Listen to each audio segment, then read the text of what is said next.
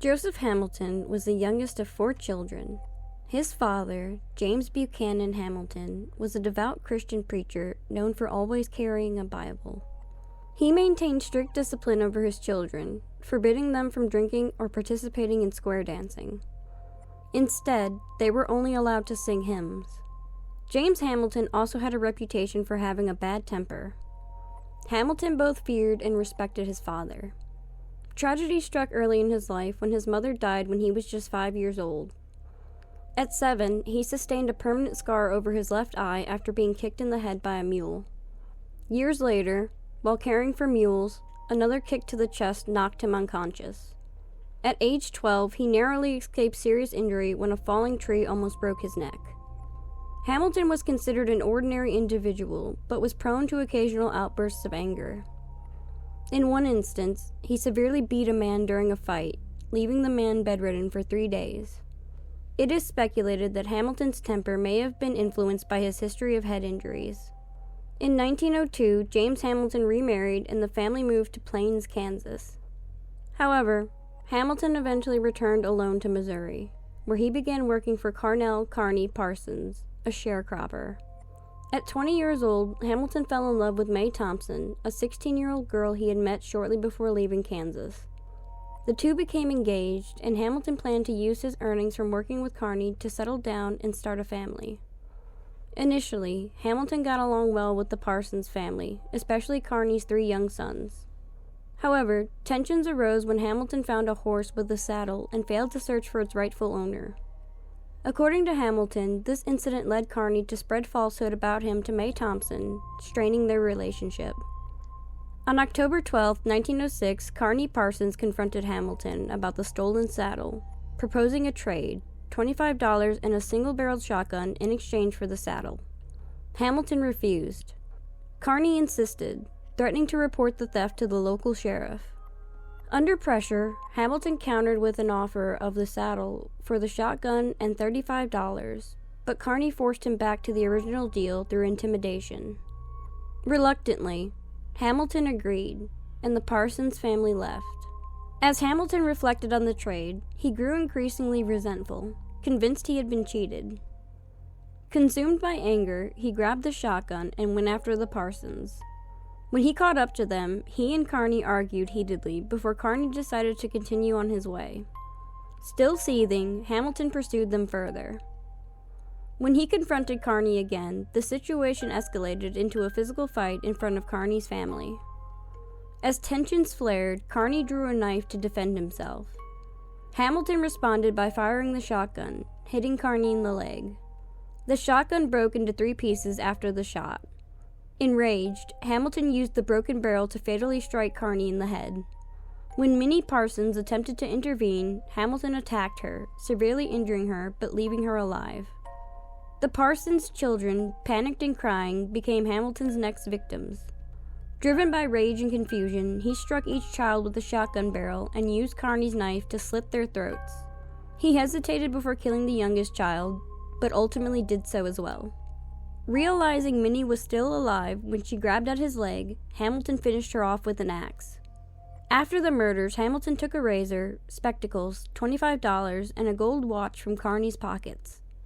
He loaded the bodies into the Parsons wagon and hid them in a nearby river before fleeing on one of the family's mules. Later, he attended church with his fiancée, May Thompson. When news of the murders reached the congregation, Hamilton quickly made an excuse to leave and fled to Houston, Missouri, intending to return to Kansas to kill his father. However, a local resident recognized the stolen mule and reported him. Hamilton was arrested after sheriffs found Carney's belongings in his possession and was taken to the Houston County Jail. A furious mob gathered outside the jail, threatening to lynch Hamilton. Terrified, he attempted suicide twice, but was stopped on both occasions. To prevent the mob violence, the sheriff stationed 20 armed deputies to guard the jail. Early one morning, authorities secretly transported Hamilton to Carthage, Missouri for his safety. Even so, a lynch mob nearly intercepted him at a jail in Springfield, where he had been briefly held. On October 21, 1906, Hamilton was returned to Houston to stand trial. He confessed to the murders and, on November 12th, pleaded guilty to first-degree murder. However, Missouri law required a trial for anyone who confessed, as execution without jury deliberation was prohibited. The judge, unwilling to solely decide the fate of a mass murderer, impaneled a jury. During the trial, Hamilton admitted to the killings, stating they were committed in a fit of rage. When asked by a juror if the murders were premeditated, Hamilton said they were not and that he had lost control. He told the jury he was guilty and ready to accept whatever punishment was decided. Hamilton's defense attorney argued temporary insanity, calling his brother to testify about Hamilton's childhood head injuries. A doctor examined Hamilton, looking for signs of brain damage that could explain his behavior. The doctor ultimately concluded that Hamilton was sane. The jury deliberated for less than an hour before finding him guilty of first-degree murder, carrying a mandatory death sentence. When asked if he had any final statement, Hamilton expressed remorse, saying, "I am sorry I committed the crime, but I am ready to die." The judge sentenced him to death, setting his execution for December 21st, 1906, 2 weeks after Hamilton's 21st birthday. In the days leading up to his execution, many people visited Hamilton in his cell, some out of curiosity about his mental state, and others out of sympathy. Hamilton's father petitioned Governor Joseph W. Folk for clemency, claiming his son was insane. However, on December 15th, the governor denied the request. With his fate sealed, Hamilton became intrigued by the mechanics of his execution. He was allowed to examine the gallows at the Houston County Courthouse, even testing the trap door.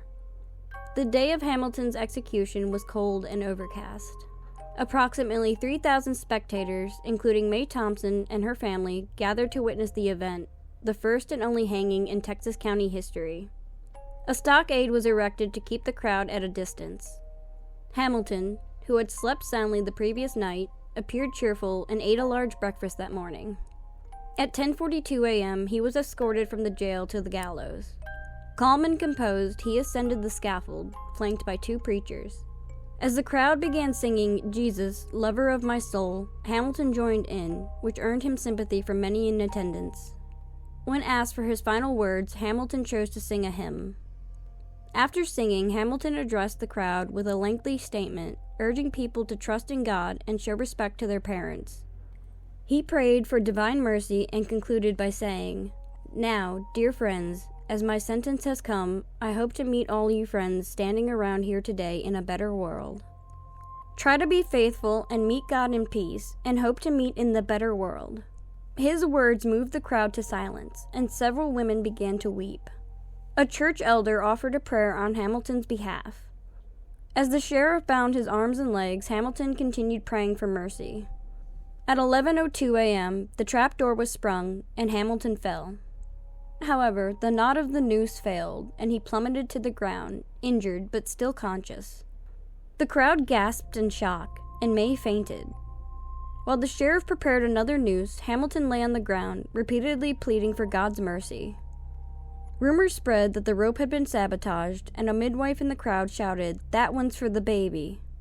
Once the new noose was secured, Hamilton was carried back up to the gallows. At 11:04 a.m., the trapdoor was released again. This time, the knot held, and Hamilton's neck was broken. He was pronounced dead 13 minutes later. James Hamilton claimed his son's body and buried him in Allen Cemetery, beside his mother's grave.